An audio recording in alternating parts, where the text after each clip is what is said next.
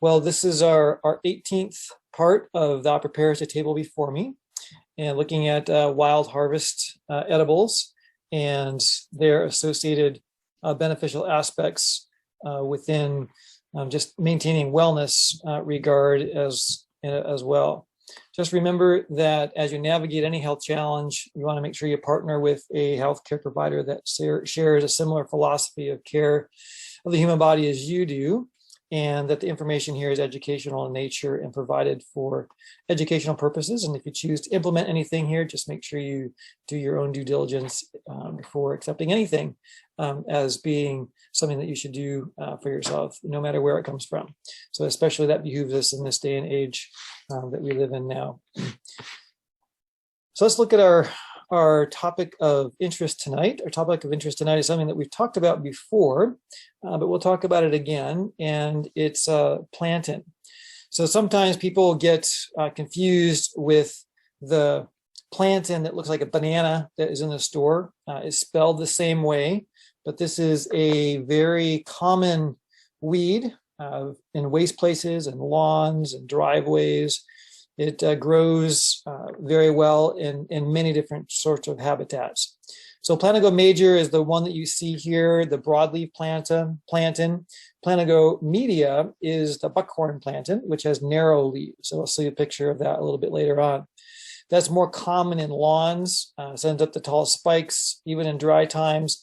That's what you end up mowing sometimes. I remember mowing that as a kid, because that's what would survive. Around here, it's more the kind of the long dandelion kind of things.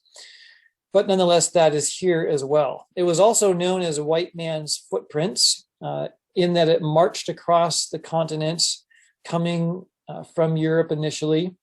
And as it was used as a medicinal primarily, but also as an edible by the settlers, they always had some seeds with them that were planted along in their various herb gardens, and it became an escaped and wild variant that is out. There's actually a number of different species, about 10 different species of plantain, but they all have similar properties and edibility associated with them. Some of them are even variegated and darker in color, but they have a very similar spike pattern of the blossom and seeds, as well as the leaf shape. It grows all across the continent, from north to south, and is used both medicinally and edible. So the seeds as well as the leaves are edible. That stalk you see there is the flower stalk. The blossoms are just so tiny that you really can't even see them. They're very inconspicuous.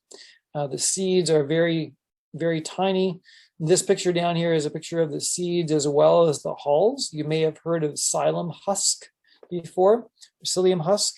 That is the husk of the seed that if you just grab that spike there when it is dry and just draw your hand up the spike, you can pull off the husks as well as the seeds. The husks will blow away, and the seeds are very tiny, about the size of a period. So they are tiny. They're even tinier than chia, but they are useful and edible, as is the husk. The husk is edible, has a good fiber content to it.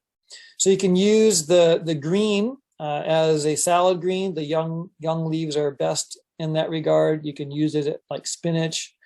They're tender as they're young, but they tend to get a little bit stringy as they mature and age. When you pull off the stalk at the base, there'll be a series of strings that parallel the number of veins. You see the primary veins going out the leaf there. So there'll be 1, 2, 3, 4, 5 or 6 different veins and leaves or strings that are in the stalk of the stem. So this, again, the seeds are stripped just by drawing your hand up a dry stalk. You want to look for a dry stalk. If you do it on a green stalk, it's not going to do so well, or even one that's not completely cured. So I harvested some today, and I learned quickly that you have to do it off the dry stalks. If you do it on a stalk that's not completely dry, it just doesn't work, nor do you get the best seeds out of it. So you can grind those seeds into flour, just like you can have chia flour, make chia bread, but it's very, very labor intensive just because it takes a long time to collect it all, and they're very, very, very tiny. So to make flour from it would be quite a process. Probably better, even though you can eat them, to use them in smaller quantities as needed from a medicinal standpoint. So from the medicinal benefits, there are many qualities. The picture here that you see is a diagram of the broadleaf plantain. On the left, the spike isn't quite true to what I showed you as far as the straight spike. The spikes on both sides here look more like what you would see on the narrowleaf plantain, which is on the right. In fact, the one on the left there, the blossoms are going to be, that's how they would look in blossom, and then they'll kind of dried up. So the stalk there is definitely from the Planagomedia, which is the narrowleaf plantain. From a medicinal standpoint, they have anti-inflammatory properties. So anything that fights inflammation is good. An analgesic, so there's some painkiller qualities. We'll talk about those. Antioxidant, that's anything that's going to function as a free radical, oxygen-free radical scavenger, i.e. it will deactivate and shepherd out of the system oxygen that isn't completely paired. If its electrons are left with an empty or a non-full shell, it's going to look for an electron to fill that shell. And in the process, we'll grab it from anything nearby. And in the process, that inflammation takes place when it damages tissue to gain that electron. That's an oxygen-free radical. And an antioxidant. Antioxidants only come from plants. We make some of our own. Glutathione is the most powerful antioxidant that we actually manufacture ourselves in our bodies. But you don't take glutathione supplements, and there is no antioxidants in meat or any animal products. They are actually pro-inflammatory in nature. Also functions as a demulcent, as a diuretic, as an expectorant. So expectorants are good for helping to move mucus up and out of the respiratory tracts. Hepatoprotective, that's very beneficial. Liver protection. So one thing that stresses the liver a lot is detoxifying various drugs and other toxins that our bodies encounters, whether they be pesticides or drugs that we might be taking, pharmaceutical nature. It just has a hepatoprotective effect on the liver. It's immune modulating, which means that if your immune system is not acting well enough, it will aid it in acting more efficiently. If it's overactive, so in an autoimmune type of a situation, it helps to deregulate the immune system. So immune modulating functions in the regard that it balances the immune system to its proper functioning level. It also has weak antibiotic characteristics. So it does go against bacteria and things like that, but not in a powerful way like some other things do. So some areas where you would use this would be on rashes. I've used it on insect bites very, very beneficially, various sores that are on the skin, and aiding in wound healing. The best way that I've used it, or the way that I've used it, is as a fresh green poultice of the leaves. So this year and years past, out of my garden, I've gotten stung by a bee. This last year, the first time I got stung this season was in my ear. And the first thing I did was look for plantain. Now, I purposefully leave plantain growing in my garden when I see it because I know of its medicinal value. I went right to it. I crushed it up in my hand and bruised it and made a poultice out of it and packed it in my ear. And I think I was actually wearing ear protectors at the time too. So I just kind of put them, I must have had them off when I got stung, but I kind of put them on to kind of hold the poultice in place. And the sting actually was much less inflammatory, itchy. It resolved itself quite quickly. So it's a very handy thing to have available. You can use it dry if needed, like during the winter, although in the winter you're going to have less issues with biting insects than you would during the summertime when it is fresh and available. So it helps diminish the sting and the toxins. It draws venom off. Actually, we'll see that with other types of things. So insect venom is drawn away. And then if you have like a wound, it helps to ward off infection and aids the stopping of bleeding. So it's not as powerful as things like yarrow. In fact, if you have an infected wound or a wound that hurt, that is incurred, we talked about yarrow last week, being very powerful in that regard. Yarrow is a better antibiotic, and when combined with plantain is very exceptional in helping the wounds to heal. So it reduces inflammation, particularly that regarding things coming from insect bites or itches from mosquito bites. It may even work to counteract nettle sting. I have not tried it on that, but it may work for that as well. So something that I have not tried, but something that has been recommended and makes sense is a spit poultice. Basically taking the leaves, chewing them up. What that does is masticates them, it bruises them, it grinds them up and grinds them into a pulp and into the juice, releases the juices, which is really, really kind of hard to do with your hands. I've not been very effective at getting a very good poultice out of it in the field, but a spit poultice, i.e. chewing it up and bruising it in that way and then having that pulp to put on the poultice is good. So it has excellent drawing effects, excellent in removing venom, even from snakes. We'll see that here in a minute. And then if you have a stinger, could be a bee sting or a sting from nettle, help to extract that. It may actually be beneficial for extracting splinters and things of that nature as well. So using the poultice, again, crush it, you can chew it, you can bruise it with a rock, a mortar and pestle maybe would work if you have that handy. Notice in this picture what's growing around this particular plant. This would be a nice one to use the young leaves of. Has no blossoms on it right now, but there's chickweed down there. And chickweed is actually another very beneficial plant. But apply that poultice in whatever form you're able to create it quickly on the affected skin area. And then cover it with a gauze and just change it as needed as it dries out. If you need to use it more than just one time, just go ahead and do that. Stings, usually a one-time application is adequate, but it may need to be used more than one time in a wound or a sore. So snake bite, if you have a snake bite, so that would be something that you would probably encounter on the east side of the state in drier climates where rattlesnakes or copperheads or other types of venomous snakes are found. Thankfully, here in Western Washington, we don't have venomous snakes, but use the plantain internally and externally. So you want to put a poultice like we just described at the bite point. So there's going to be a puncture wound where the venom is injected. And then also take 2 tablespoons of the fresh pressed plantain juice.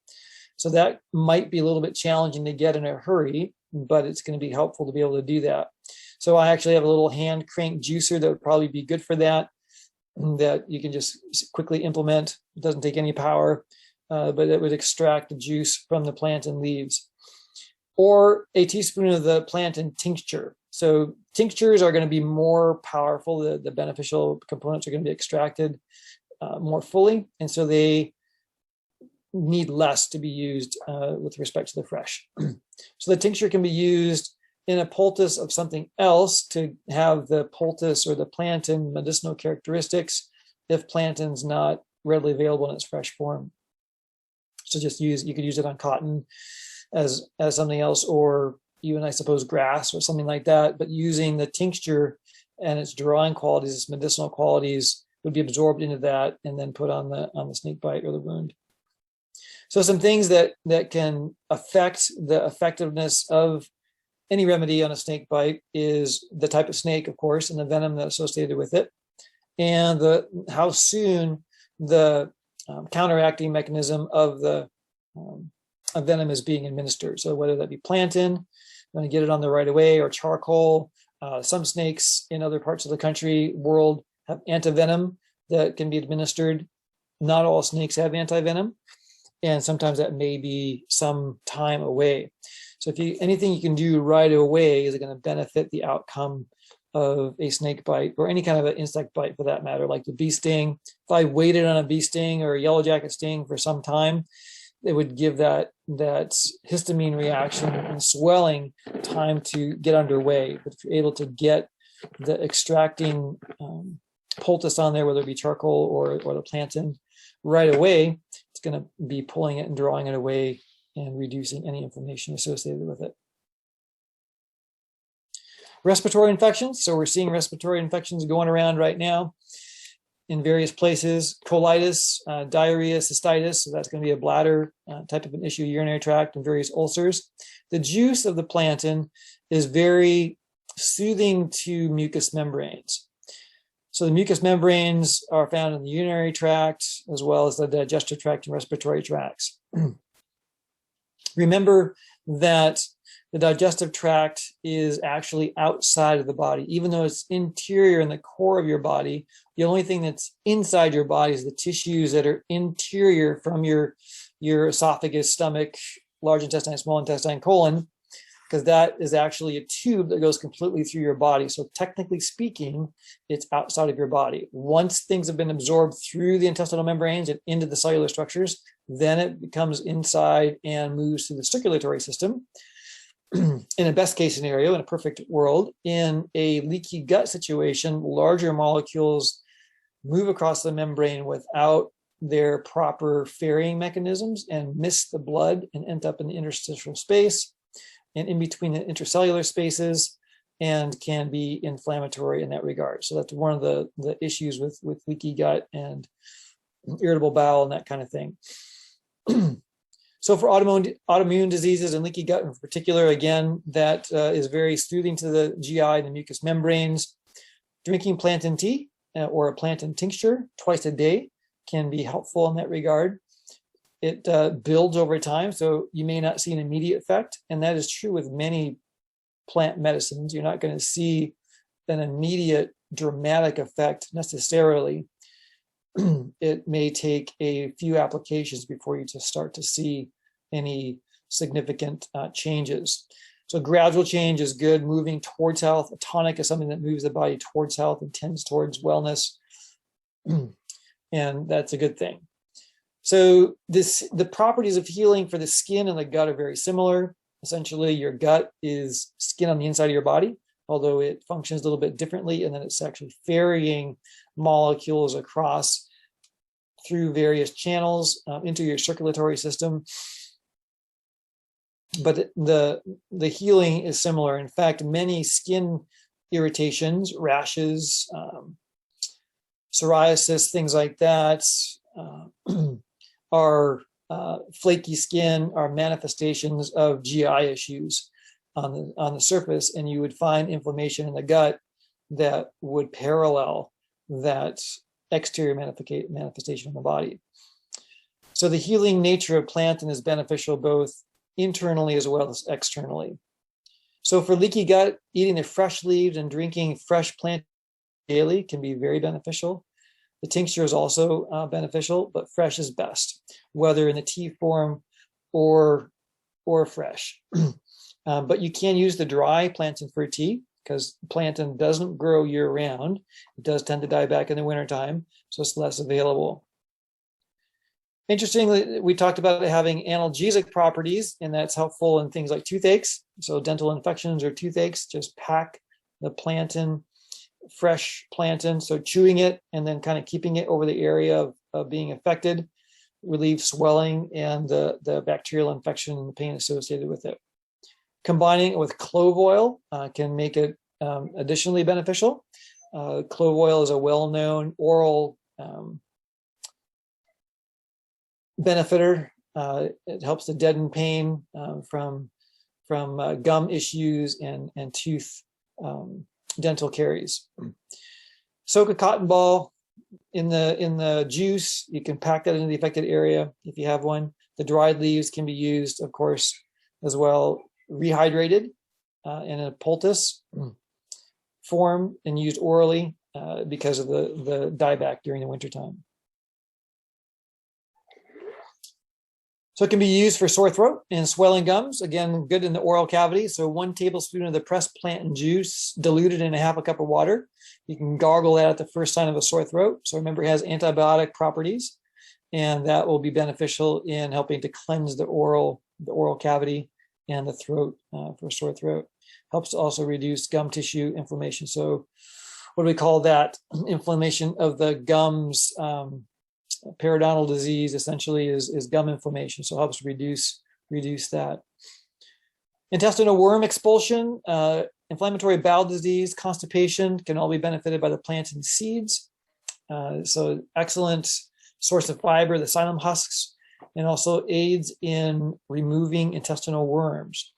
So we don't like to think of that a whole lot here in the Western world, but there probably is more worm infestation than we'd like to believe in the Western world. It's not as common as in the undeveloped parts of the country and world, as it is, it's more common there. So plantain would be very beneficial there. So the fiber is one reason or benefit of it, the xylem husk, soluble fiber. And then the seeds have a mucilage that they release that is soothing in nature and benefits the intestinal tract and aids in the relief of constipation. So you make a tea out of with the seeds. And so mucilage is similar to what you would find if you did a tea of slippery elm bark, for example. That's going to create a viscous gel associated with it. Like think chia seed gel. So the seeds of plantain do the same thing. They hydrate themselves and have a hydration shell around them. Polysaccharides, which are essentially just plant sugars that are enhanced and hydrate around the seed. So for constipation, take 1 cup of the plantain seed at bedtime. Make sure you're taking plenty of liquid with that at the same time to aid in the hydration and the bulking up of the mucilage nature of the seeds. So some recipes. So a tea of the seeds, take 1 teaspoon of the plantain seeds and 1 cup of boiling water. So the seeds are very tiny. Again, I said they're about the size of a period. And just the seeds, so you're going to be blowing the husk away or separating the husk and using that separately. I actually just stripped the stalk of plantain today and just ate the husks and the seed all at once. They kind of have a nutty flavor to them. And they were kind of tasty, kind of a snack. So pour the boiling water over the seeds and allow it to steep as it cools. And then again, that transforms into kind of a mucilage, just like you would see of a slippery elm. If you had just slippery elm powder or bark in a cup on its own, it would have a gel nature that would develop, or chia seed gels up over time, becomes slimy. So that would be the plantain seed tea. You can also make a plantain tincture. So use the fresh plantain leaves, utilize vegetable glycerin, or the old-fashioned way is using 80 proof alcohol, vodka, something like that. But the vegetable glycerin steers away from the alcohol. Fill a jar with fresh plantain leaves chopped into small pieces, or a half a jar of the dried plantain. So you're going to use more fresh plantain than you would dried plantain. So add that vegetable glycerin and fill the jar, covering the leaves completely. Cap it tightly and then let it sit for 6 to 8 weeks, giving the jar a shake occasionally. So that's a little less frequently than most tincture production processes, where it's a daily rotation of the tincture that's being made. So a little less frequently. So then once you've let it sit for 6 to 8 weeks and have that periodic shaking, strain it in a filter of some kind, and keep the liquid. So again, this is the leaves, so you're not going to be getting the mucilage like you would if you had the seeds. So you're going to keep the liquid, squeeze it out, and save that, and then you can store that up to 5 years. And I think the 5-year shelf life is more in tune with alcohol preparation. I think the glycerin is a little bit less of a shelf life, but it still has a good shelf life associated with it. So when you're using tincture, a half to a teaspoon at a time is the amount that is recommended for using it when using it in tincture form. So if you're going to do a plantain oil infusion, you're going to do the same process as you did for the tincture, only instead of using glycerin, you're going to be using organic olive oil. So you have oil infusions. This would be used in something like salves or rubbed on joints or things like that. Use olive oil, and you're going to let that set for the same 6 to 8 weeks with the rotation. So you're actually extracting the medicinal properties into an oil, a carrier oil, instead of into the glycerin. So the plantain tea or infusion, so we had the seed tea, the leaf tea is going to be from either dried or fresh plantain leaves. Again, the dried is going to be a lower volume than the fresh, so a teaspoon of dried plantain or a tablespoon of fresh, cup of boiling water, and let it steep for 10 minutes. Strain those leaves out and drink it. The leaves, as you pull them, even though we talked about them having strings in them, those strings can be beneficial. They can be dried and then woven into fish line. They can be used as thread and actually even be used as sutures for suturing wounds. That's kind of a good thing to know, kind of a field dressing component.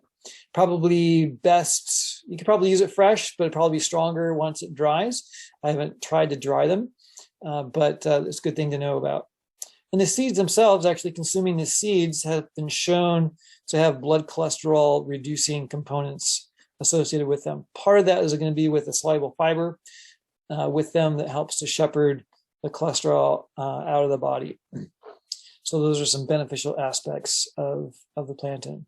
So plantain is a very versatile plant that we can have in our medicine cabinet, as well as utilizing on our dinner table as